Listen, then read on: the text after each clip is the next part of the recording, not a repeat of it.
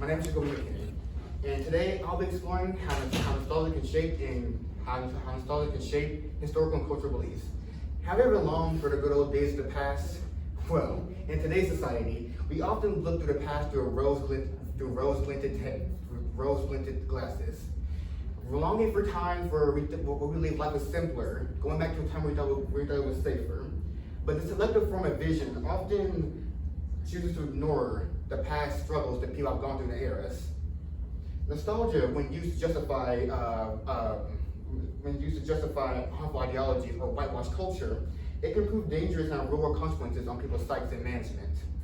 Understanding how nostalgia works is essential for navigating today's cultural and social conversations.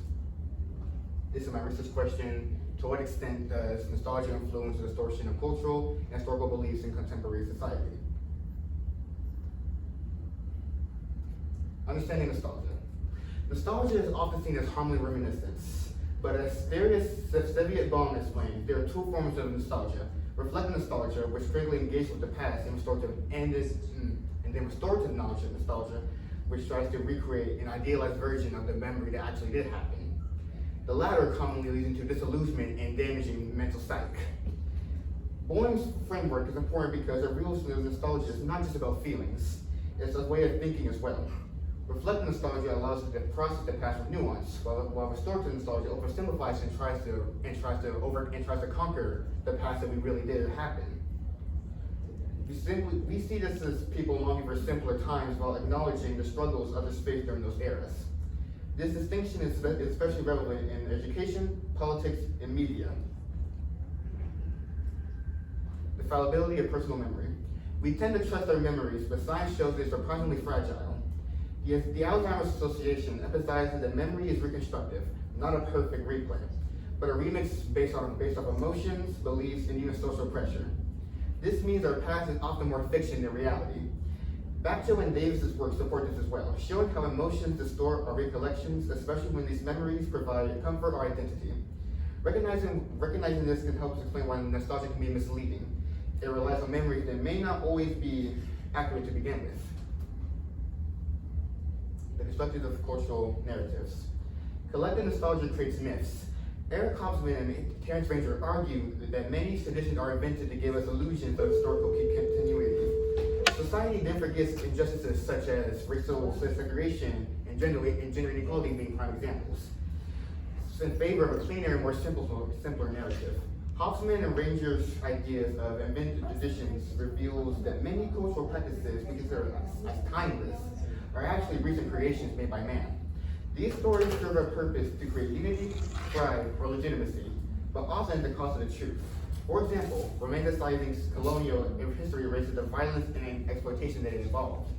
Nostalgic myths can silence the voices of marginalized communities by making their suffering seemingly invisible. That's why analyzing these cultural narratives is essential, because they shape today's national society and policy today. Nostalgia as a tool for influence. Nostalgia is also a political and media tool as well. Campaigns such as Make America Great Again can rely on restorative nostalgia, evoking a past that wasn't great for everyone. Media companies repackage history with retro aesthetics to evoke comfort while obscuring real issues. Hobsbawm and Ranger's idea takes the idea of invented traditions, revealing more recent creations as man-made by sites from emotional change in sites.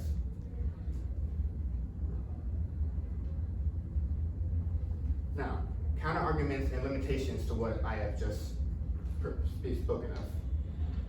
While, as I said earlier, not all nostalgia is the same. For example, reflective nostalgia, as I mentioned earlier, can promote empathy, learning, and even in oral histories and restorative justice projects can use collective memory to teach and reconcile the key and how we engage with the past. Despite its dangers, nostalgia can also be used to promote growth and healing. Reflective nostalgia also allows us to honor memories without ignoring injustice.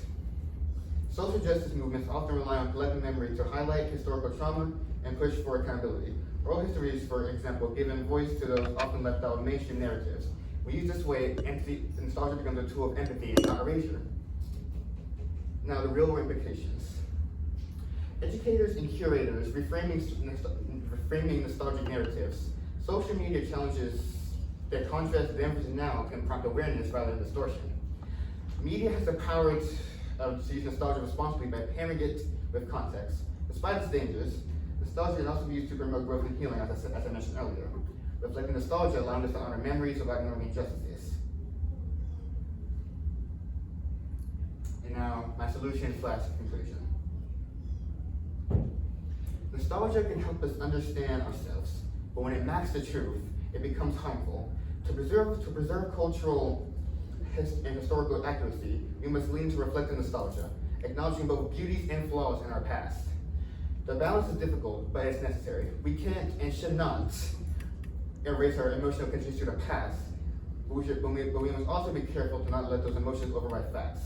Reflecting nostalgia encourages us to ask, what are we remembering and what are we forgetting? Only by confronting the full picture can we create a future that's informed, inclusive, and honest. This is my works cited. Thank you very much. Thank you. Now for the oral defense question. How did you handle the differing perspectives in order to reach a conclusion? I included both critical views such as Bowen's examples and how Shun's ideas of distortion, and more positive takes, such as how nostalgia can build social connection or comforts. I concluded that while nostalgia isn't inherently bad, it becomes problematic when it oversimplifies or rewrites history. Balancing both sides helped me recommend reflecting nostalgia as a responsible alternative. Okay, thank you. Next question. If you have more time, what additional research would you conduct related to this issue? I'd probably just explore into more like interviews and surveys based on how people in the past interpreted nostalgia and political messages and media. I also compare the study across generations to see if the younger audience are more critical of nostalgia or just as vulnerable to its effects as the older people are. Okay, thank you.